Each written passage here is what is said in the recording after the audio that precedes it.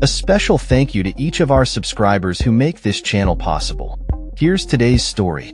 In a powerful display of civic engagement, tens of thousands of Filipinos have gathered in the heart of Manila, demanding accountability from top government officials involved in a corruption scandal linked to flood control projects. The protests, which began on Sunday and are set to continue for 3 days, come in the wake of widespread public outrage over the mismanagement of billions of pesos intended for essential flood defense infrastructure. Many of these projects were reportedly constructed using substandard materials or, in some cases, were never completed at all. The rally has seen an impressive turnout, with police estimating that around 27,000 members of the Iglesia ni Cristo, or Church of Christ, gathered at Rizal Park, many dressed in white and brandishing anti-corruption placards. Brother Edwin Zabala, spokesperson for the church, emphasized the importance of this gathering, stating, "We lend the voice of the Iglesia ni Cristo to the calls of many of our countrymen condemning the enormous evil involving many government officials." This demonstration is just one of several anti-corruption protests scheduled across the city, including a separate rally at the People Power Monument in Quezon City later in the day. The Philippine military has expressed its support for the government, with the Philippine National Police deploying 15,000 officers to ensure the safety of the demonstrators.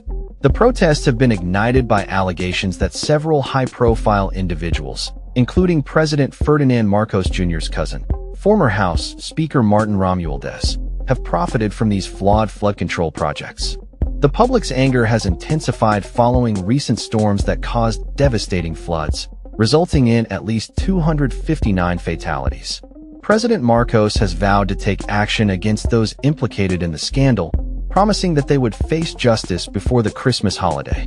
The Department of Finance has reported staggering losses of up to 118.5 billion pesos, approximately $2 billion, due to corruption and flood control initiatives between 2023 and 2025. These projects have been labeled as ghost infrastructure projects, as they either do not exist or were poorly constructed. A fact-finding commission has initiated criminal complaints against 37 individuals, including senators, congressional members, and influential business figures, while additional complaints have targeted 86 construction executives and 9 government officials for tax evasion amounting to nearly 9 billion pesos. Notably, some lawmakers who have been accused of wrongdoing include both allies and opponents of President Marcos, such as Senate President Chiz Escudero and Senator Bongo, both of whom have denied any involvement in the scandal. Marcos has stated that his cousin will not face charges at this time due to insufficient evidence, but he has assured the public that no one will be exempt from investigation. "We don't file cases for optics. We file cases to put people in jail," he asserted. The corruption scandal has not only sparked protests, but also reignited discussions about accountability in governance, with critics like former President Rodrigo Duterte calling for Marcos to be held responsible for the national budget allocation towards flood control projects.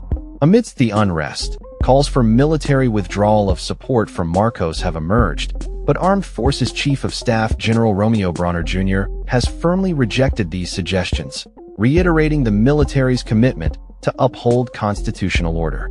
As the protests continue, the Philippine public remains vigilant, hoping for justice and the return of misappropriated funds. The situation underscores the critical need for transparency and integrity in government, especially in a country that is highly susceptible to natural disasters.